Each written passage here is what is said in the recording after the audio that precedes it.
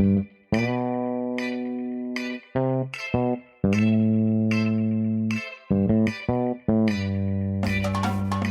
to Direction Incorrect, a Peoplings podcast with Cole and Scott. Today's guest, Zach Love. Thanks to our sponsors, Worklytics. Generate actionable insights from work data while protecting your privacy using workplace analytics with our partners, Worklytics. Who's your favorite band right now? Well, do you go by Scotty or Scott? I've heard Scotty McCreary. I'm following that is not my favorite musician, by the way. It depends if you're on the inner circle or not. What does it take to get on your inner circle? Very little. Okay, nice. Apparently not 50 podcasts, because I still call him Scott and I'm not in the inner circle. Yeah, just send me your Venmo, Scott, and we'll arrive at a number that works for you. Scotty's fine. You can call me Scotty. It's fine. Okay. Wow. All right. So Cole, I'm one-upped you there, bud. It's not hard to do. Yeah. Now to answer your question though, Scotty, I'm old school. Like I love R&B. So like 90s R&B is my thing. So I'm stuck in like Boyz II Men type of music. But if I had to say like today, I'm a big Bruno Mars fan. I actually just saw Taylor Swift with my wife down in Atlanta, and I'm seeing Beyonce in August. So this year's a big year for us. These are like all of our favorites. I'm a big Adele fan. You like the soul artist, right? Yeah, exactly. Yeah, big soul guy. Where do you stand on Whitney Houston? You know, she got bumped because of the Atlanta Hawks game, right? So they had to bump her. Taylor Swift kept her deal, but they bumped Whitney. Or no. What am I? Is Janet Jackson? I'm getting them confused. I think Whitney Houston's dead. She is dead. Yeah. I'm glad we're not recording this. We would have to cut all of this. That would be terrible. Oh, we absolutely are recording and we are not cutting it. Yeah. That's terrible. No, what do you mean by Whitney? What about her? Well, I always saw her as like, Beyonce, Adele, Whitney Houston, just these big voices, big soul, like, have a lot of emotion in what they're singing. Absolutely. Yeah. Huge voice with Whitney. I mean, she had some iconic songs. So she's up there for me for sure. I'm also a big Sam Smith guy. Mm-hmm. Saw him in Atlanta. But yeah, Whitney, Ariana Grande, I've heard her live. She has a super punchy voice. Again, a little soul there too. Is that what you're into as well, Scotty? No, it's all Skrillex. It's how I go to sleep. It's how I like pray at night, and I take care of like the homeless children, all to Skrillex. That's what I do.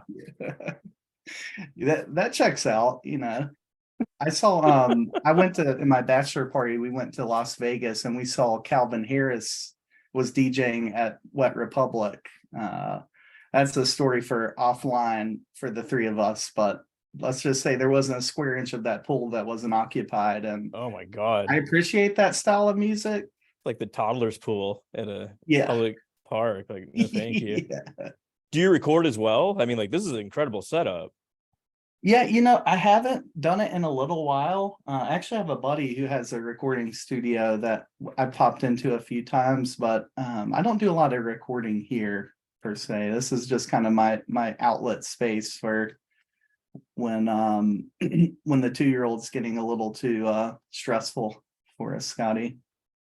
Well, see, I don't even believe you for a second, Zach, or Dr. Love, as I'm known to call you, because isn't there something like a band, Baby Got Zach? Yeah, thank you. That's a nice plug. I'll send you the check later for that, Cole. But we did, so we started this band. So me and a buddy, his name's Zach too.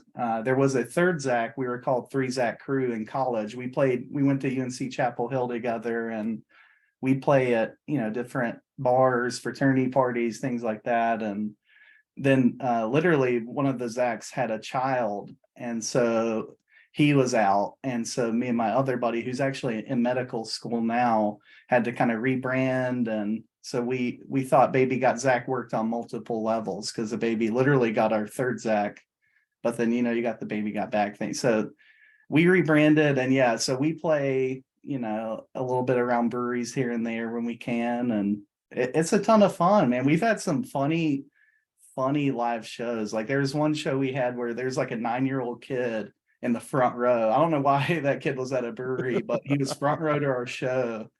And he literally started getting a nosebleed during one of our songs. That's how bad our music was. Like this kid was just pouring. Hell yeah. Yeah. I mean, that's one for like the trophy case right there. Yeah. We'll melt your face off with our music. Yeah. Totally. Yeah, we always say the more you drink, the better we sound. That's our mantra. Fun fact, like my very first, I was just like a wee lad, and I saw Michael Jackson on the Thriller tour, and it was at Texas Stadium in Dallas, and it was so loud I started puking everywhere. Just a little kid. It was from the noise. Apparently, or little kids, they just like they're Yeah. volatile anyway. That's insane. That is insane. They probably fed me a bunch of like popcorn and soda and this sort of thing as well. But I mean, It's the Texas State Fair. I mean, who knows what you ate, right? Texas Stadium, Oh, where yeah, the the- Cowboys used to play. Yeah. Oh, got it. I was thinking he had a few deep fried Oreos or something. There's something in there. Yeah. Butter fried butter. Can't go wrong, right? Yes. Well, maybe I can introduce you really quick, Zach. We're professionals here, right? But Zach Love is a husband, father, musician, and sports fanatic who enjoys spending time with family and friends. A UNC Tar Heel and Carolina Panthers fan. He holds a PhD in industrial organizational psychology and an ICF certification for executive coaching. He's currently the director of org effectiveness at Ally Financial, leading employee listening, assessments, and coaching. And he started his own company, Insights with Love, that provides coaching and analytic services. Also an adjunct at Queen's University of Charlotte, teaching people analytics in the McCall School of Business. Zach, Dr. Love, thank you so much for joining us today. Thank you. Keep going, Cole. That sounds great, man. You got anything else there? Or? No, I have nothing else complimentary to say of you Good. today, but Good. we've been friends for a while, and I'm a big fan. I think you've got the most chill personality in people analytics, and so I've been really looking forward to having you on here, buddy. Thanks, man. Me too. It's an honor to receive that award from you. I'm not sure where that sits among your people analytics awards, but we'll take it. I would say fairly high. We need more chillness. Mhm. We got enough unchill, as it were. Well, part of that intro, which I'm actually curious about, Zach, is the sports fanatic side of things. I know you and I kind of hit it off talking about golf historically, but one of the things I learned from kind of prepping for this was how you have wanted to kind of bring IO psychology assessment into sports analytics, specifically thinking about the NFL. Do you want to talk about that at all? Yeah, it was an interesting journey, probably, not unlike many of us who ended up in IO, right? So I started pre-med at UNC. I flunked out of chemistry, did not agree with that. Eventually found Psych 101 and it just clicked with me. I've always loved people, kind of figuring out what makes them tick. And then I had the existential crisis of what do you do with a bachelor's in psych? So I had to, grad school's kind of the natural next step. And so I was at do I go clinical? Do I do something else? I'd never heard of IO. And I interned at a psychiatric hospital and quickly found out that was not the route I wanted to go, but I was interested in the people that work there and what made them happy. Why did they stay on the job? Super stressful job that many folks had there. And so I kind of latched onto this idea of, people spend 70% of their lives at work. If we can just make it 1% better, the tremendous impact that has. And then, being a sports fan, also paying attention to things like the NFL Combine, there is no real like psychological assessment. They had the Wonderlic with the Combine, and I think we might all agree that's not the best assessment potentially. And in fact, when they started doing studies about it, they found that cornerbacks who scored lower on that assessment tended to perform better. So it's kind of counterintuitive. So Not the validity you want, right? Yeah, potentially. Yeah. So I kind of combined all of that together and found out about IO, and it felt like the right fit of people, data, business, and then went on to study engagement at East Carolina. And as I was there, there's a group out of Baruch College who created the NFL Player Assessment Tool, PAT, which I was like, y'all nailed it. That is fantastic. And What's that? What's the player assessment tool? yeah, so they created this basically a psychological profile. So they look at things like learning agility, a bunch of different constructs, and they have been doing this for like 8 or 9 years now. And so they've got tons of data on all of the NFL draft classes, and they've been hired on to help many teams make hiring decisions.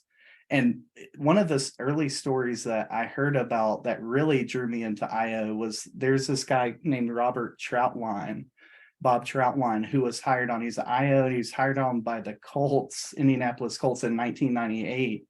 And he was hired on to help them evaluate Peyton Manning and Ryan Leaf. So on paper, all the data, the stats about them looked identical. And so they brought in this IO psychologist to give them a battery of psychological testing. And they had a strong recommendation to take Peyton Manning over Ryan Leaf because of his mental makeup. And the Colts ended up listening. They took Peyton Manning #1 overall. Ryan Leaf went #2, and one of the biggest busts in NFL history. So that's a high stakes selection decision that they made. And I just thought that was so cool that you can look at people's mental makeup, and the application of IO in sports has always been fascinating to me. But that's kind of where that came from. Sports is such a great microcosm of IO because you have not necessarily recruiting, I guess in college you do, but like selection. You go through all the pre-testing, then you actually get people onto a team, and you got obviously training and coaching and this sort of stuff, Yeah. Leadership. You talk about team cultures, all this sort of stuff. It's such a great way to talk about the things we do in IO. In fact, like, have you ever seen the PFF, like the player grades? Yeah. It's absolutely fantastic. So every player is graded on every play of every game in a way that we wish we could do in a normal business setting. Absolutely. There's like in sports, to your point, there's not many other places where you have so much objective public data about like performance data. So it's just ripe for analytics. And it's so clear that someone won or failed, right? Like if someone scores a touchdown on you, like it's hard to be like, well, it was a minor victory. Yeah, right. Who's to say if we really lost that game? Right. And then it slides so interestingly a lot of times into gambling, right? And making predictive models about gambling. So while I was in grad school, me and my advisor built this huge data set on all college football games over an 8-year span. And just in that study, you hear about home field advantage, but we found it was like 62% of the time the home team won. So that's not a trivial difference, from a betting perspective. And, you can take that a whole lot of ways with betting and gambling, but yeah, it's always been a really cool application to me. We covered a story like early on around home field advantage during the COVID pandemic. So you got a situation where there's no crowd in the stadium. And essentially they found is in a couple different studies was that the distance of the crowd from the field, the closer they are, the more calls that the ref were to give, and the bigger the crowd. So the ref is actually feeling this like social pressure to give, in this case, it's soccer, football, however you want to call it, give penalties and goal kicks and this sort of stuff. So the home field advantage is real. You just need like a really rowdy crowd close up on the ref to get it. Yeah, we need to manipulate the distance variable there, and also the alcohol variable. That's really cool, though. It's those kind of unique things about, you hear about in the NFL too, like going for 2 now is almost commonplace. Like you got teams going for 2 and going for it on 4th down more than we've ever seen. And that's driven in large part by analytics. So it's cool to see it actually impact decision making too at that level. Yeah, did you guys ever come across, there was this high school coach in Arkansas who never punted and never never He never I kicked think he off. always never kicked off and always went for 2. and he like was like the best high school coach in like Arkansas history or something like that. So Yeah, I don't know if those numbers still hold up because I'm assuming that NFL teams have kind of, corrected for a lot of, I think there's kind of a shifting base of like how effective these things are over time. But absolutely, didn't they even move back the PAT attempts to Yeah. try to make Mhm. more people go for it into? they did.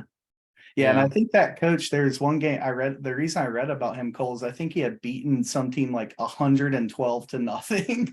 So on top of like not punting, he just went for blood. Like at some point, you've won the game. Let's have some dignity and respect. Unfortunately, the same coach went to the college level, and I think the first 2 games he won handily. But when he got into real competition, he started getting drilled because, like, if you're never punting from your own 5-yard line, Right. it starts adding up quick.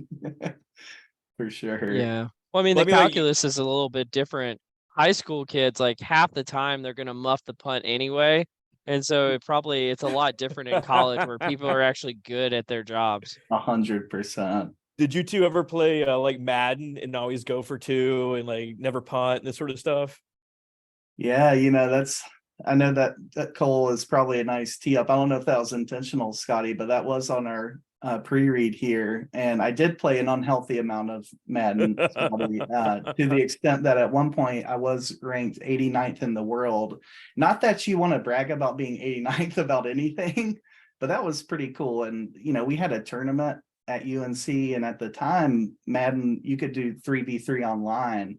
And so I placed in the top 3 at UNC, and there's this big intercollegiate tournament, and we collectively mowed down a few ACC teams. We ended up losing, I think, to Virginia or Virginia Tech, and they went on, and the winners of that intercollegiate 3v3 Madden tournament went on to play at halftime of the Super Bowl at the Dallas Cowboys stadium when they first held it at the new stadium. So they played like on the big screen, and there's a lot of nostalgia and regret about not doing better after seeing that being the result. But yes, I did, Scotty, play quite a bit of Madden, and I did go for 2 quite a bit as well. Well, like, how does this work? Like, how do you even get ranked? You just like enter tournaments and like all of a sudden like you're on the national stage and Yeah, like you play online against global anybody who's online. And I just reeled off that summer. I was playing a ton and reeled off like 80 straight wins, and your ranking climbs. And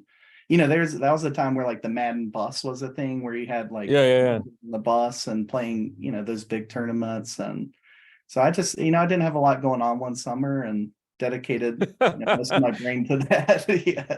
Is there like a people analytics slant to this? Like, did you like manipulate the team to like best position the talent that you were given or anything like that? What's interesting is I found in a lot of that, it's getting to know your opponent and their tendencies, right? So even outside of the game, like I played football in high school, and I was halfway decent.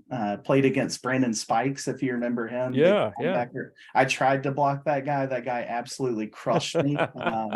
But so I knew the game of football and some of the tactics, but at some point it shifts into, do you know who you're playing against? And some of that's there's some people analytics elements to that, just kind of knowing, what makes that person tick, trying to predict their behavior. And so with Madden, we can get off Madden anytime you want, by the way, but like there's things you can do, like shifting players before pre-snap, so you can move players around, and you can get a sense for what coverage they're in, not unlike what actually happens in the NFL. And so I think, the ability to kind of predict what's going on the other side of the table, so to speak, is valuable there.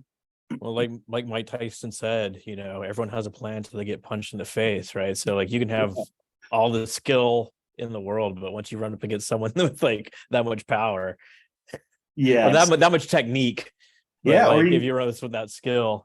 Or you just go like my hero, Marshawn Lynch. I'm ripping his stuff today, beast mode, and you just run through someone's face. That's what he said. Oh yeah, absolutely. You run through someone's face over and over and over again, and go eat Skittles. Yeah. Yeah.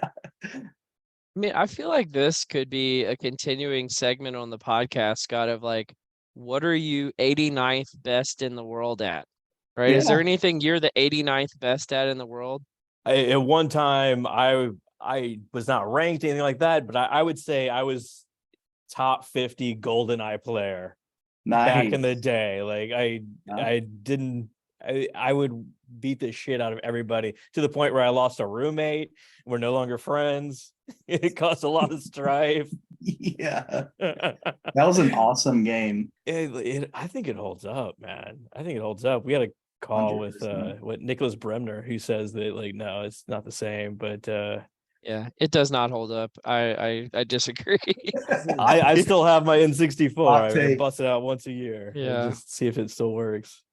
I don't know. I feel like I'm probably like the 89th best People Analytics podcast host. So Are there that many out yeah, of 89 total? I don't know. I mean, maybe out of 70. Who knows?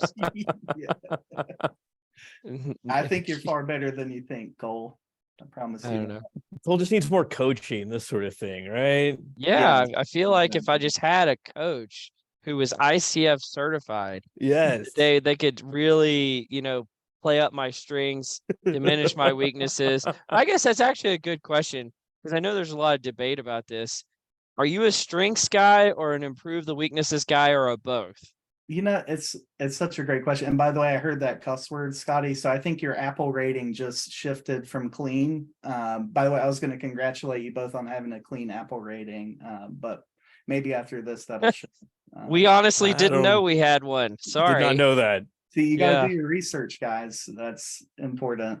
But yeah, to answer your question, Cole, it's funny because I just came out of getting certified in a tool called the Actualized Leader Profile. So one of my colleagues at Queens, Will Sparks, has an assessment, a whole suite of assessments called the Actualized Leader Profile. And oddly enough, his take is that we over focus on strengths in coaching in general. So he focused on the Jungian kind of shadow and the shadow behaviors. So he went deep on that side of the equation. And it really, for me, Cole, if you had asked me before I went to this, I would have said strengths all day long. I got certified in the EQI, emotional intelligence. And I think generally my mindset still very much is focus on strengths, but going through that certification, I got a huge appreciation for not glossing over, the shadow and, some of the dark side of our personalities and who we are as well. So I think it truly, like anything else, is a balance. Well, tell us more about what that means. In case someone's not familiar with the dark or the shadow side or the dark side of personality or any of that kind of stuff.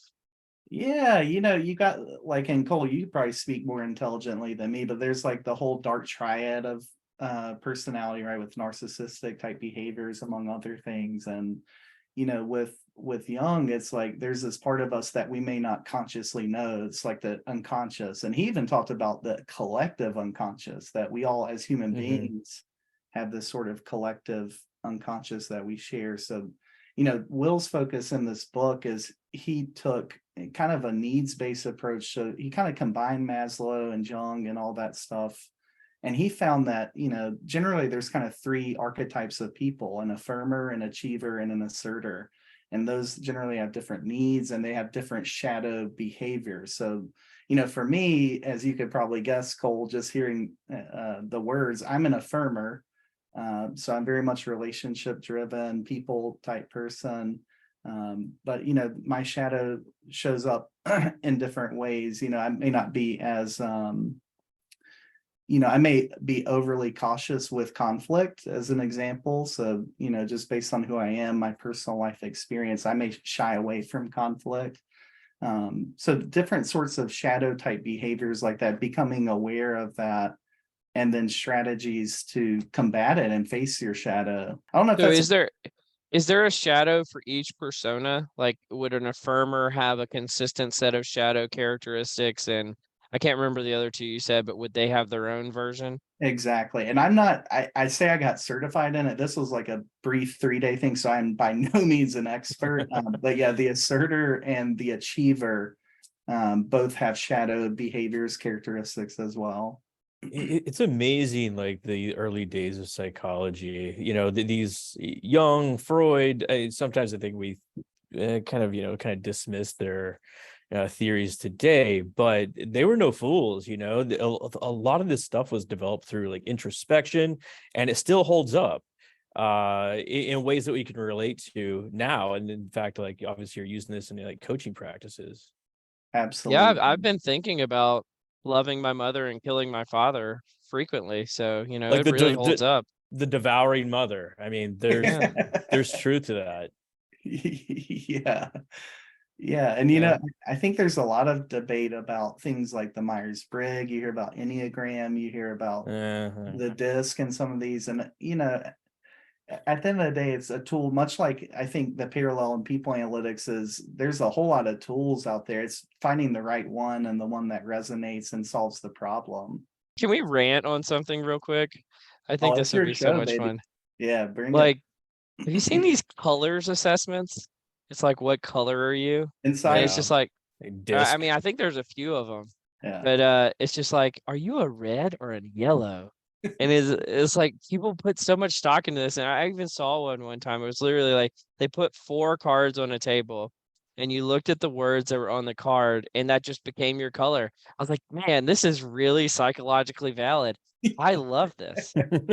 And the crazy part is it was like the normal median human being likes those assessments better than they like the really valid ones. There's probably a bunch of people who like the Wonderlicks out there because they're simple and easy to understand.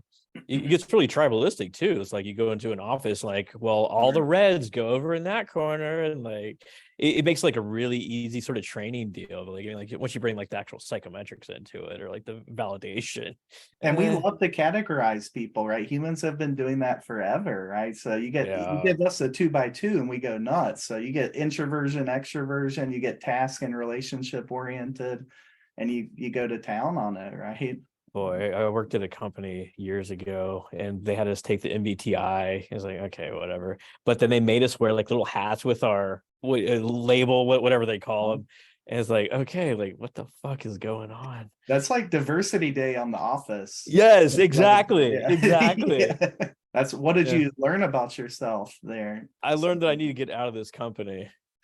That could be the right insight for you. It turned out to be a horrible place to work. Well, Zach, do you mind if we come back to kind of the coaching point for a second?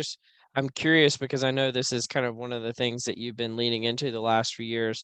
Is there anything that you do to like start off your conversations with a potential client of yours, or is there like a method you subscribe to that you're like, really, I stand by this, and this I've seen it work over and over again?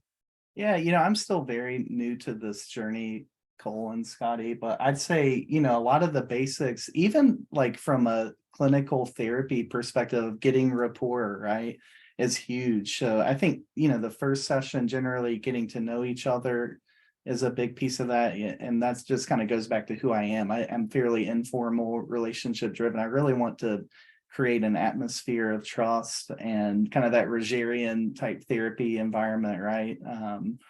But then, I think the model that I really like that I learned is called the GOOD model. And so G is goals, first O is options, second O is obstacles, and the D is do. So either like across the entire span of a coaching relationship, or even within a coaching session, we're going to talk about your goals. We're going to talk about options you have to move forward, obstacles that are getting in the way, and then what are you going to do about it? And that's the beauty of coaching to me. And even one of the reasons I think I mentioned it in my LinkedIn post, but one of the reasons I even got into coaching was Ted Lasso, which we just finished last night. So no spoilers, but I think there's such a profound impact you can have on people by just sitting and being with them and listening in a very sort of unbiased way or objective way. And there's just a lot of power in that for me. So I think, I like the GOOD model. Generally, it's about building rapport. And then me, I'm thinking through what assessment might be a good fit, depending on the goals someone has. Well, you're the perfect person to ask this question to then, because I have watched some of Ted Lasso. Do you think a Ted Lasso character who knew nothing about a sport would work in the real world. Like if they somebody just took over the New England Patriots, from they were a soccer coach before, but they had Ted Lasso's, coaching ability and just relentless positivity. Would it work out, or would they just bring back Bill Belichick? Right. Yeah, that's an extreme example. I love the question and the hypothetical. And you know what? It reminds me of some research that was done, and I'm going to let out my first curse word, so get ready. But it is called do you want to work with the competent asshole or the nice incompetent person? So another 2x2 for you. Are you an asshole or are you nice? Hey, language, sir. Language, sir. Sorry, excuse me. Are you? We're trying to keep our clean rating on Apple, Zach. Yeah, y'all's rating is down the toilet at this point. So let's keep it going. Down the crapper, thank you. Yeah. And then the other dimension is, are you competent or not competent? And I think in like a Ted Lasso, you get someone who's not competent per se, but is nice, right? Generally, people want to work with you. Bill Belichick might be more of the crappy person, super competent. And the research showed that. And really hates sleeves. Hates sleeves so much. He does. Yeah. Hates his own physical appearance, it would seem to. And hates, keeping on veterans. He'd rather slash them, but. Yeah, no kidding. But yeah, so people generally want to work with nice, incompetent people over the competent jerk. So I think, to bring it back to your question, I went on a little segue, but I think the premise with Ted is he created an inclusive environment. And I think that translates. I think you don't have to be perfectly competent at anything if you come with the right how. And this is, again, just my opinion, but if you come with the right how, and create that inclusive, open environment, I think you'll do a lot better than the other side of the equation, which is the super competent person coming in that treats people like garbage. We actually do have an example of this playing out in the real world. And unfortunately, this person passed away not too long ago. But Mike Leach had never played football before and became a head coach of a college football team and was wildly successful. But I wouldn't say he was nice. He definitely fit into the non-competent asshole quadrant.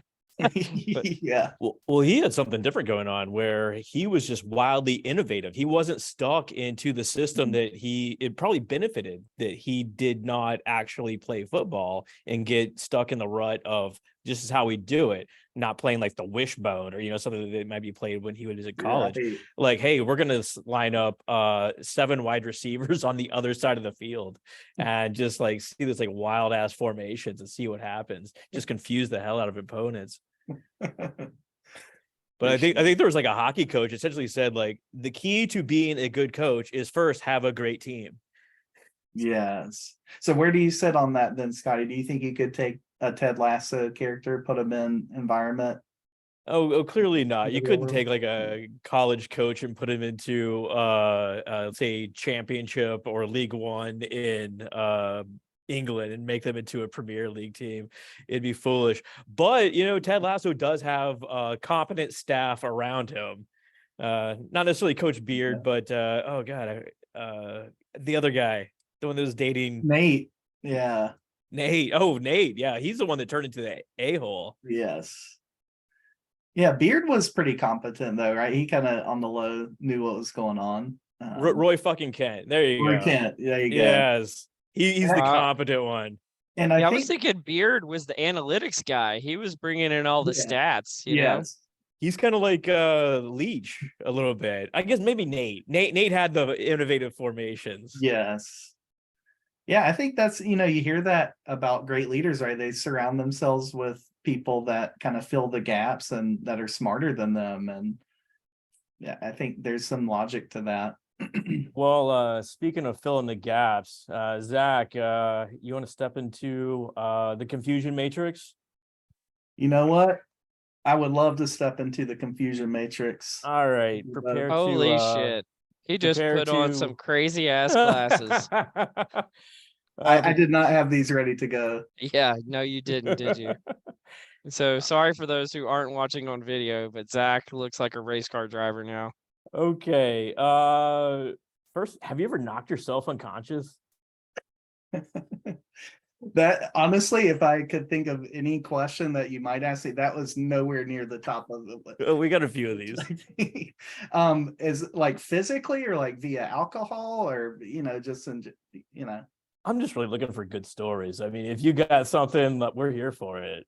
So I wrestled also in high school. And I could tell you a boatload of stories about wrestling in general and the culture and environment. But there have been times where I've done certain moves on other folks when I was wrestling, and I'd hit my head and knock myself unconscious for sure. Oh my gosh. I think I had an illustrious high school football career, and it was probably my fault, but they put me on kick return once, and that was a huge mistake. And That seems terrifying. yeah, and I took it and I hit a few spin moves, juked a few guys, and then I got absolutely leveled by someone. I don't think I moved more than 2 yards forward. I was just spinning around in circles and then got leveled. So I think I did that to myself, to be honest, but I did get knocked out pretty good there. Hitting the circle button too many times. It's a yeah, it's a thing. Cole, have you ever been unconscious? A few times, but not self-inflicted ever. I guess one time I stood up too quickly and if you stand up too quickly sometimes you're like the blood rushes out of your head, and I just fell flat on my face in front of my brother, and he was like so freaked out. He's like, "What is going on with you, man?" I was like, "Oh, sorry, I just stood up too fast." I mean, that is equivalent to a Impressive. kick return. I mean, they're about the same, Yeah. really. Yeah. I did Equally a spin impressive. move on the way down, What about you, Scotty? I don't know if I've ever been unconscious like by self-inflicted means. When I was like in second or third grade, I was playing tag and I ran directly into a like fireman's pole and like kind of backed up and like kept on going. And like 2 days later, I had this like welt on my head and like vomiting everywhere. Apparently, I vomited a lot as a child. So I mean, that's the way it goes, It's So like maybe- involuntary or voluntary. That was involuntary, just like so brain trauma, quite literally. So maybe that was Mother Earth speaking to you, Scotty, when you saw the kid vomiting at the game earlier in that story you told. Oh, that was me. That was you. Okay, I thought you were He just was saying that kid. I was He that was kid. the I butter see. fried butter. Maybe it was Kid. a out of body experience. Who knows? I think it was. But speaking of like butter fried butter, if you could eat at one restaurant, only one restaurant the rest of your life, where would it be? Neither one of you will know this. Unfortunately, in Charlotte, we have a restaurant that I absolutely love called Stagione's. It's an Italian restaurant. I'm a big fan of Italian. I would say, that's my one local answer, but Yeah. if it's something that resonates with you, I'd say Chick-fil-A 100%. I'm a Chick-fil-A guy. Chick-fil-A solid. Chick-fil-A solid. Yeah. What about you two? I think I would get strategic about it. You need something with variety. So maybe Cheesecake Factory. They got breakfast, they got dessert, that's they awful. got dinner. Ugh. I mean, they got Asian, they got pizza, they got American. I mean, like, Yeah. if you could only eat at one restaurant the rest of your life, you're like, See, I'm gonna give the stereotypical Monroe, Louisiana answer. And I'm so excited to talk about this with one of our upcoming guests who happens to be in Monroe. But fucking Johnny's Pizza. I mean, Pizza Johnny's every Pizza, I day? would eat there Pizza. forever. No variety, don't care. It's so good. Everybody who comes from other places who tries it says it's average at best, and I love it. I think it's amazing. Do I they can have attest. other things aside from pizza? They have garlic knots. You got They have breadsticks that you dip into like nacho cheese and or marinara, which are excellent and also horrible for you. But and I'm trying to think what else they have. I mean, basically a lot of variants of just bread and marinara and cheese. How much Like that. money, Cole, have you spent at this establishment? Would you guess? I mean, thousands of dollars, and it used to be did not work well, and obviously I changed this strategy before I met my wife. I used to take every girl that I wanted to go on a date with there for my first date just to see, because like you got to be a special kind of girl if you're Right. gonna go, if you're gonna Yeah. like Johnny's Pizza. It's The a test, right? The It is ultimate a test. litmus It was test. absolutely a test. This was my psychometric profile I was creating of these women. And also, I can only imagine all the girls in that pool, Cole, they definitely talked to one another. So they had a game plan going in. So, they had a good idea of what to expect. Probably knew exactly what to order. Yeah, there was like a group therapy afterwards. Like, he took you to Johnny's too. Oh my God. Cole trashes the Cheesecake Factory, but Yeah, opts right. for Uh-huh. Johnny's Pizza and sweeping the swamp, as they're known Well, for. my thing with the Cheesecake Factory is I've had bad service every time I've ever been there, and the food was not very good. I guess that's not really a good argument because I always get bad service at Johnny's Pizza too. But Oh, that's yeah. another story. Here it is. So, Is it like the Yeah. Cheesecake Factory in Monroe? no, there actually isn't one in Monroe, I don't think. The ones I've been to are up in Dallas, but I'm trying to think. Like, it's kind of like we use the Waffle House on here quite often. There's a good kind of bad service, and then there's a Mhm, bad mhm. kind of bad service. Waffle House and Johnny's Pizza have the good kind of bad service, whereas Cheesecake Factory has the bad kind, in my opinion. You a Interesting. Waffle House guy, Zach? I am, and by the way, I after hearing both of your debates and logic, I'm siding with Scotty on this one. In terms of the You've never even Cheesecake had Factory. it. You don't know. You don't need to know. You have it. described it in such great detail, Cole, but I'll say this: next time we fly down, we play some golf together. We're gonna celebrate at Johnny's Pizza afterwards. We are. We're gonna get a sweep the kitchen and a sweep the swamp, just so you know what those are like. And they literally put things that you would find in a swamp on the pizza. So there you go. Oh, but I mean, what could go wrong? We can cut this whole part out. I don't care. I just sometimes like to go on a full Louisiana rant because no one understands. And it's like, it's this fantastic place where everybody is obese because they have amazing food. And it's just like, oh, come on. It's amazing. Well, I mean, Johnny's Pizza, not a sponsor, could be, so I'll say they're fantastic too. Why not? There you go. You got to rep your Alright. city, Cole. I'm from a small place called Gastonia, North Carolina, aka Clastonia, aka Don't Get It On Ya. That's what I get completely. You got to have your spot there. There's a place called Aro's Barbecue. So we have a lot of barbecue in Gastonia. And now that I'm thinking about it, I might have to amend my choice. But you gotta rep your city. Well, so like this is a good point. Is this the North Carolina barbecue with the vinegar sauce? Is this what that is? This is red sauce. So you got the mountains. So Gastonia is technically west of Charlotte. So west side North Carolina is all red sauce, ketchup base. Eastern North Carolina is where you find that good vinegar based barbecue. See, that's one of Barbecue. like my favorite parts of this podcast. We get to talk to people about, first of all, themselves and like obscure references that nobody's going to care about. But you get to learn things like where's the ketchup part of North Carolina versus the vinegar part. These are great things. I would never have known. Yeah, because you never come visit me, Cole. We got to talk about. But we'll say I used to live there. I lived in Raleigh. Yeah, that's right. You did. My mistake. Scotty, Anyway. you asked a question earlier. I don't know. Did I? Like, Yeah, where would you it- eat? Yeah, yeah, it I was think a- that's how we got here. It was a follow-up on the restaurant thing, though. You asked me specifically about one restaurant. Sorry about it's probably the glasses. Doesn't matter. I'm mesmerized by it. I think we've exhausted this just in the interest of time. Y'all want to move on to the nerdery? Your call, guys. I'm game for whatever. If we do, You- though, I'm gonna respectfully remove these glasses. You want to enter a world of wonder and amazement? Yes, sir. Take me to the chocolate factory. Let's do it. Well, let's take you to the airport. Are you an airport guy? Do you love the airport, Zach? Does anyone like the airport? I don't know. Oh, Yeah. I love the you? airport. I love everything about the airport. Standing Hot in line, take. watching the people, everything about it. Do you You like know, I will- TikToks? I will say Charlotte Douglas just got a brewery built into one of the wings. So we're on the come up a little bit. I do not have TikTok, Scotty, by the way, but I did do the pre-read. So I'm aware of kind of where No we're worries. headed. No worries. Boy, seeing people like drink at like 6 a.m. This is what I love about the airport. It's like international waters. You just do whatever That's the hell true. you want to do. Like it would not be socially acceptable at any other time or any other place at 6 in the morning. And you know who else at the airport does whatever they want to do? You know, the cheap airlines like Frontier and Spirit and all that.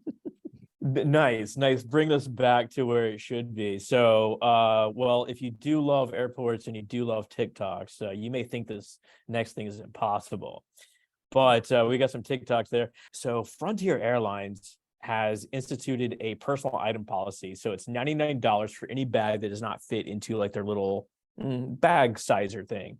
Right. Well, that makes sense. Like, they don't want people bringing on their entire life onto the airplane. That makes sense.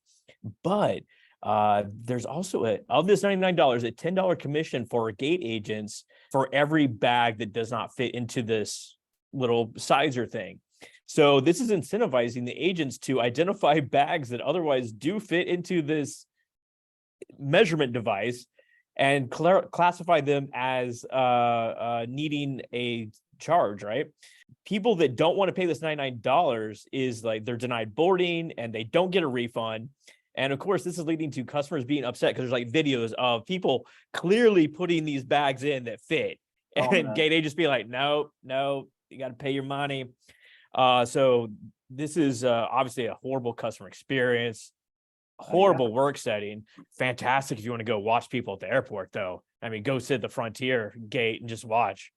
Yeah, if you want to see someone lose their shit, oh yeah, you know, see a bag that fits into the box that it should be able to fit into, and then say, this doesn't fit. You now owe us $99. I promise you, if that happened to me, I'm losing my mind. Oh, And absolutely. And they're incentivized to do so. It sounds like they get $10 a pop, right?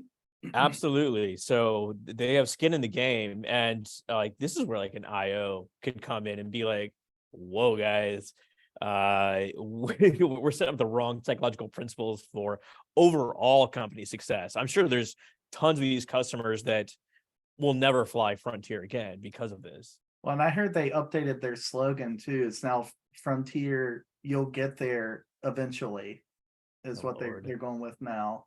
Is that Slogan. real? I mean, it's probably true, No, but no, it's not. okay, I was about to say, I was like, wow. I feel like there's actually a lot of lessons to be learned in this, Scott.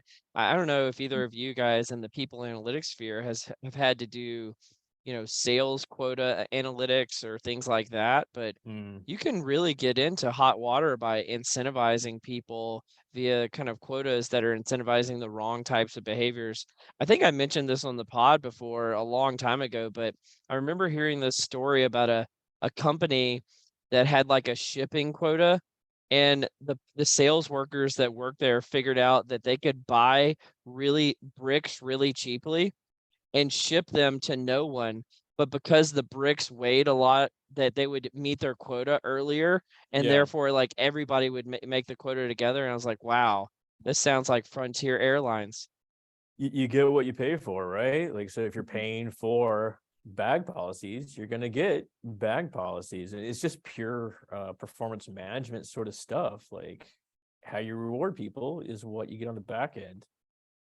Humans will find a way, to screw it up in some way or another. Yeah, it's so interesting to me too, because as I was reading more about it, the CEO elected to his solution was to actually not invest in the people, right? Which I think is another thing that you're right. So yes, he decided to invest less in his employees, not pay them, etc. And it's so backwards, right? I think, most conventionally now, hopefully this ideology is catching on, but you take care of your people, they take care of your customers, and it's in that order in terms of the operation. So I just thought that was interesting that, after everything kind of tanked a bit, he decided to invest less in his people.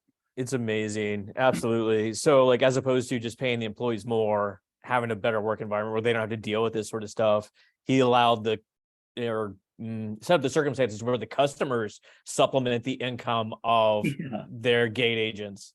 Yeah. Instead of looking at the compensation system, maybe making it work, but maybe listening to the people on the front lines, Oh gosh. I mean, with that said, like I've I'm out on these budget airlines. Never again. I did it once from a flight, actually from PSYOP in Chicago to Dallas. Had the option to stay over one extra night. It's like, oh, there's a flight for like $130. But after they charged me for like not printing out my boarding pass in time, it's like $40. And like my luggage is like $120. I could have bought a cheaper one-way ticket on probably like business class on, you know, any of the other major carriers, and like, oh, horrible. Never again. Never again. Well, that sounds like a scam, Scott. But one of the things I was really curious about was this other scam that you came across about Circuit City. This was classic. This was for the ages. I don't know. Do you want to tee that up? Boy, I thought you were going to run the ball there, but Yeah. Well so done. in 2009, do we all remember Circuit City? 100%. Absolutely. Yes. Did either of y'all work at Circuit City? Well, No. after reading this, I'm going to say that I was the CEO of Circuit City. Exactly.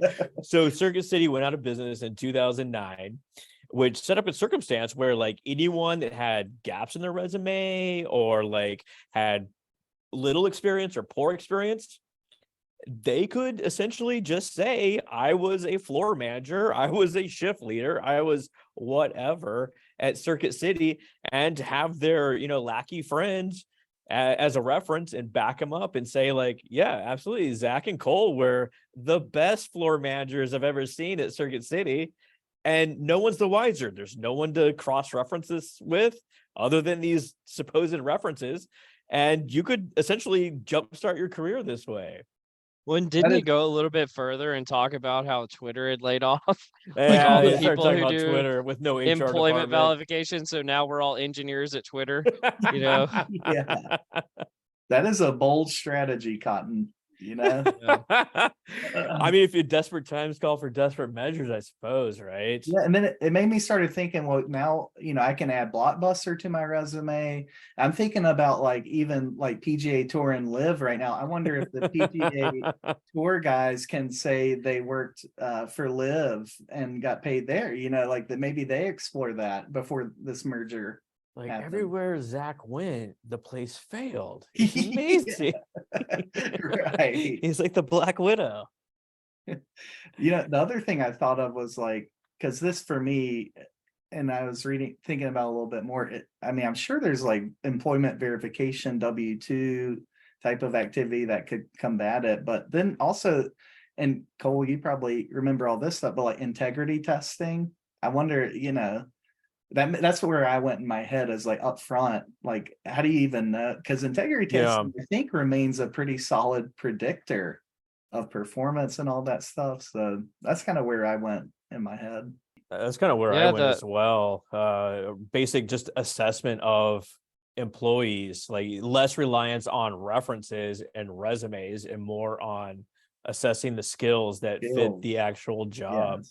No, I mean, just asking people, would you be willing to lie and say you worked at Circuit City just to get ahead in the world? Yeah. Well, that's just an intelligence test in itself. Be like, if they answer yes, it's like, oh, well, you just clearly don't, you're not smart enough to say no, I guess. No, I'm like, this has worked for people in theory.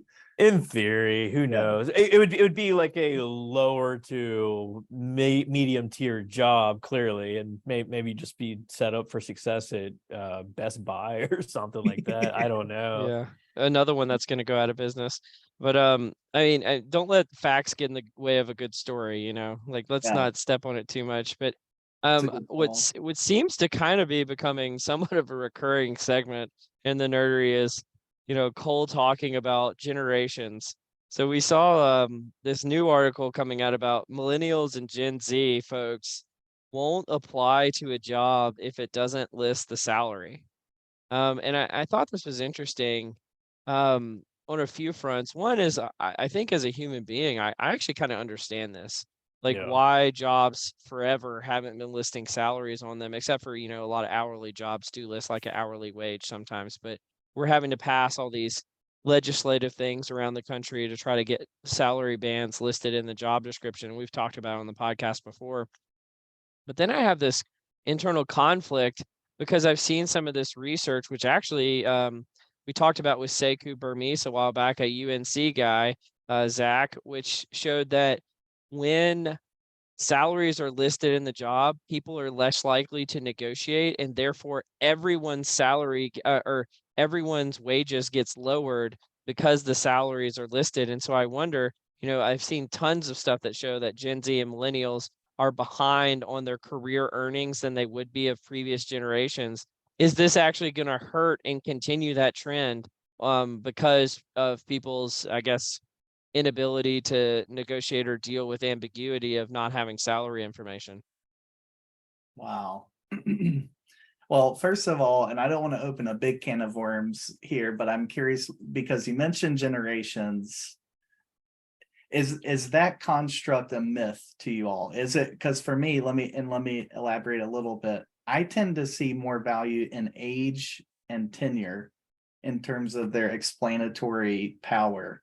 I think, and this is like my hot take, kind of stimulating debate, but generations, I think they're a bit overstated in terms of like their predictive power, their meaning. I'm just curious where you two stand on that first and foremost, before we get into the comp piece, though. I would. It's shorthand. It is shorthand for a collection of behaviors or social norms for specific groups. Of course, there's far more variance across than there is within. This sort of thing. It's just easier to talk about that way. I think you're absolutely right that say people that have been in the workforce for 30 years have a different operating model just by virtue of going to the office for 30 years than someone that's been in the office for 3 months, is straight out of school.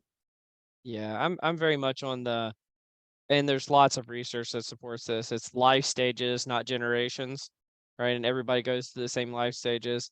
I will say that the one leg that generations have to stand on is how fundamental shifts in the human experience change from generations. Yes. Sometimes, like, some grew up before the internet, some grew up before the cell phone, some grew up before social media. But all that to say, I think if those previous generations had grown up in the same way, they would be fundamentally the same. It is a life stage type of thing. But I mean, frankly, like a lot of these reinforcement learning algorithms are kind of reprogramming the human experience in a lot of ways. And so I do think that folks that interact with those more probably are qualitatively different than folks who don't interact with them.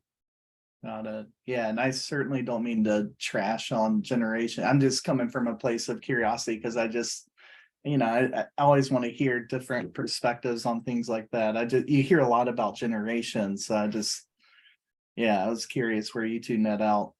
Well, it's kind of like the colors assessment from earlier. People just like creating categories. But from like a negotiating standpoint, one of the tenets is like never throw out the first number. So if a number is listed on the application or the job posting, well, that's the starting point. Yeah, that's going to be the limiter. And then you've got It's this called generation anchoring. is one of the most diverse generations of all time. So then, if that compression happens, like my UNC pal said, do we make any progress on pay equity as a whole? Because one of the ways you combat pay equity is you make that transparent upfront, and so you're not carrying over previous inequities into your organization. So if females are being underpaid before, are you just perpetuating the cycle by not bringing any transparency to the process? So it's an interesting thought. I tend to opt for more transparency than less on things like this. But that unintended consequence is interesting, maybe not negotiating as much. I encourage people to actually check out this link though, because it's beyond just Gen Z or whomever not applying for the job. It's a collection of shitty things that happen on the job. And like the one that like resonated with me was someone showed a slip for a 15-minute longer break, and it's like non-transferable, got to give 1 week notice ahead of time, can only happen on these days, and you must submit it, blah, blah, blah, blah, blah. It's like, wow, what a fucking shitty environment that must be. Yeah. That sounds horrible. This is why people don't want to work in I don't know, call centers or what have you, where everything is so regimented this way. Yeah, reading through all those little things too, Scotty. And I keep coming back to this. We have to fundamentally rethink how we do work. And I think, we see burnout through the roof, engagement low. I mean, it's not rocket science. I think, we've got to do something about folks' workload. You got to increase autonomy and meaning and take care of the whole person. I think we've just slowly eroded the psychological contract that exists between employees and organization. And we just, we've got to fundamentally rethink whether it's 4-day work weeks, whether it's, unlimited PTO, whatever kind of works in your context. And that bleeds into the whole flexibility, hybrid, remote work thing, which is a big, elephant in a lot of companies' rooms right now. But I think we just got to really rethink how we do work to re-engage this new generation too, and moving forward in general. I understand that, like, you have to supply the people to meet the business needs. So like the reason why that they would have like these schedules is so that someone is on the phone covering shifts, et cetera, so that when people do call, someone's not away from the phone. But boy, talk about a dissatisfier when it's just phrased in this such a way, right? It's worse than doing nothing. Yeah, I'm kind of to this point in my life where anytime we start treating humans like cattle, I think that, I don't know if it should be illegal or something, but it's like, it cuts across a lot of different segments, not just with the example you use, Scott, about, submitting a slip to go on a 15-minute break a weekend in the future. But it's like all this employee monitoring software. It's like, oh, if we would do it to cows, we probably shouldn't be doing it to human beings in the workplace. Like that's like, I don't know if that should be a rule of life or whatever. Like we shouldn't be branding people. I mean, that should go without saying. We shouldn't be, but I mean, do you get my, like, I don't know, do you guys jive with this at all? Because like, it seems like all the quote unquote great ideas that have been happening the last few years of people analytics are all about how do we treat human beings more like cattle? And I'm like, that's not a great idea. What are you doing? I've seen this in action at once again a previous company I worked for, where IT came up with a system where it only allowed you like 10 minutes of web surfing per day, like relaxation time. You had to click a button, and in retrospect, it's like, just because you can do that doesn't mean you should. Doesn't mean you should. And there's lots of instances like this that could arise, especially as technology grows faster and faster. Cole mentioned employee monitoring. Just because you have the technology doesn't mean you should employ it. Yeah, and there's a book, and I'm going to butcher it, but if you haven't heard of it, check it out. I think it's called like We're All Just Rats in Mazes, and it takes this idea and basically applies it to corporate America. All these little experiments we're making, like let's try hoteling at work, for instance. We're just experimenting with people, and what are the ethics around it? So I totally vibe, Cole and Scotty, with where you're headed on this one. And I think that brings up something. I sent this to Scott yesterday, and it's actually from our sponsors, Worklytics.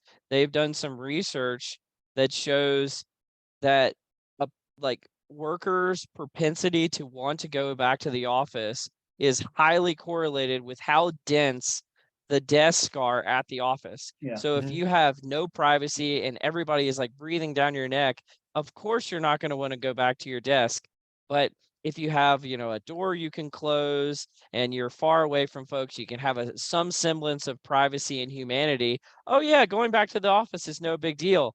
And so like, I feel like these are things that should often be considered in the research we do.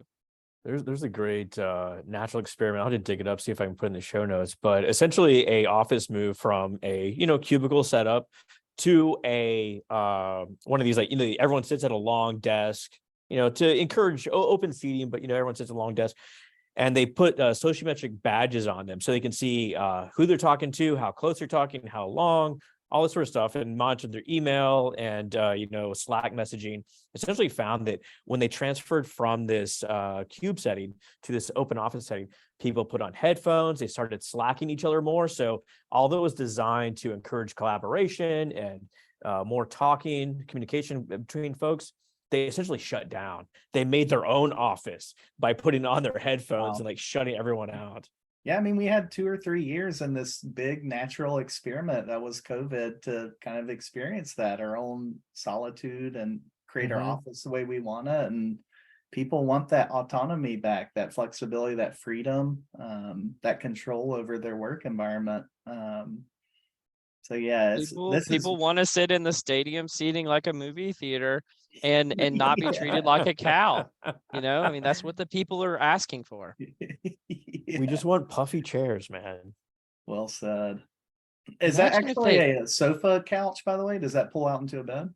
No, it's seriously, it's like movie theater chairs. There's like 3 of them in a row. That's phenomenal. I think Yeah. the 3 of us are definitely taking our places next to you, Cole, at the right But hand. imagine, so just for this, like, let's continue this line of thinking. Imagine you went to your next job and you showed up on your first day and you had a desk all to yourself and it had a movie theater style puffy chair as the chair you sat in. How cool would that be? Wouldn't Isn't that the feel? Google model, right? Where they Mhm. give you like all sorts of amenities. I've toured the Google office, and boy, it is awesome. Have You don't have I- a movie theater where you like work from, but maybe Yeah. that's the new Google glasses, though. You know, you just your VR headset. You got Yeah. The everything new you want. Apple ones or whatever that just came out. The Apple Vision. Yeah. Are you guys excited about that? You know, I first got, of course, there's a sports reference here, but when I read about, and I don't know if it was Apple or whoever, but the idea of you being able to sit courtside at a basketball game via your virtual reality set is just amazing. That's wild to me. And I just wonder, is that like how we do work in the future? You know, it's just it's so interesting to me. So yeah, I'm all about it, Cole.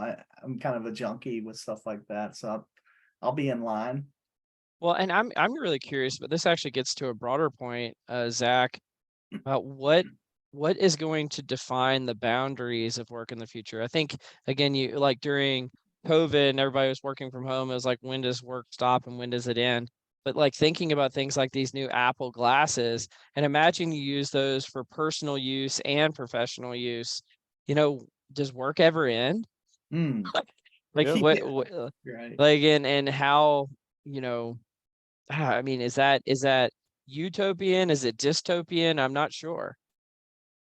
I don't know. Do you just fully decentralize? Like, do you just personalize everything? You decide what mix works for you, and what adds the most value. Yeah, I have that's no idea. I'm sure Scotty's got a perspective to enlighten us, though. Well, we're all knowledge workers, and it's hard to separate personal life from work life. Like even when I shut the laptop, I still ruminate on things. It probably become more potent to do mental experiments on, you know, what I'm dealing with, like trying to code things or trying to develop specific models.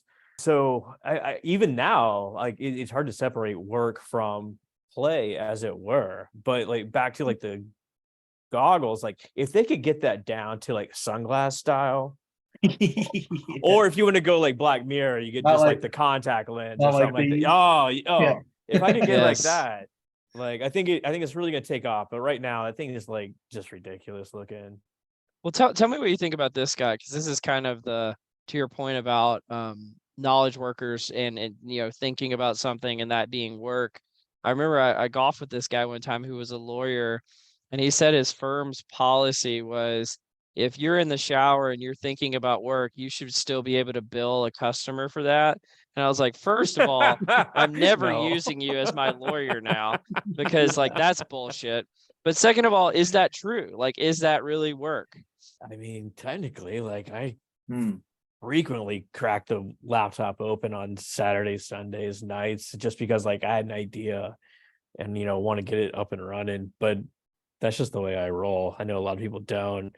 There is something appealing to like selling coconuts on the beach and being like, well, we closed the coconut stand. Now it's time for Margaritaville.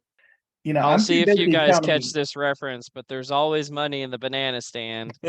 Of course, right? Till you burn it Yeah. down.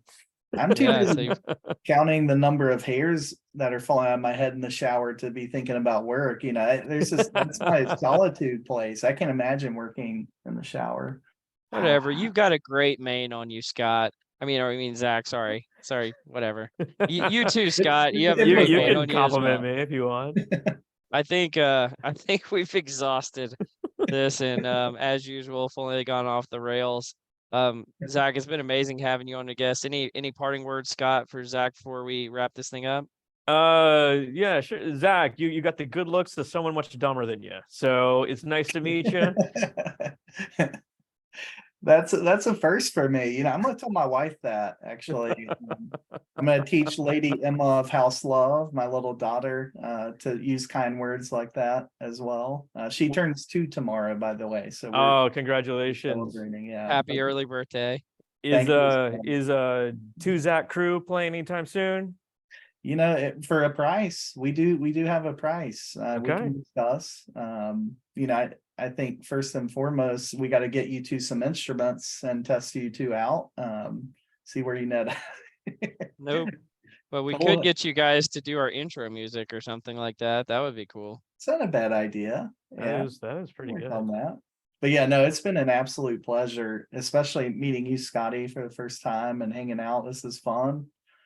And Cole, I love you to death, man. It's been a pleasure. Yeah, I've been looking forward to this for a while, and you completely didn't meet my expectations. So sorry for having you on. No, you're amazing, Zach. Well, it's that time. So you've been listening to Directionally Correct, People Analytics podcast with Cole and Scott and Dr. Zach Love. Thanks for joining us, Zach. Sorry about your Apple rating. As always, all opinions are our own and do not reflect those of any other organization. You've been listening to Directionally Correct, a People Analytics podcast with Cole and Scott.